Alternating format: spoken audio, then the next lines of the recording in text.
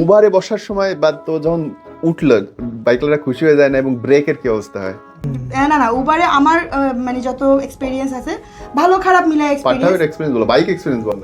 Bike experience মানে experience ভালো খারাপ মিলায়। তো মাঝে মাঝে দেখা যায় যে অনেকে এসে আমাকে দেখলো, দেখে আপা আপনি ক্যান্সেল করবেন না আমি ক্যান্সেল করব।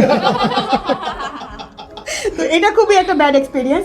আবার আরেকটা ব্যাড এক্সপিরিয়েন্স হলো যে উঠানোর পরে দেখলাম যে কোথাও কোনো জ্যাম নাই, কিছু নাই, বাট সে বারবার খালি গিয়ার শিফট করতেছে আর না হলে ব্রেক চাপতেছে।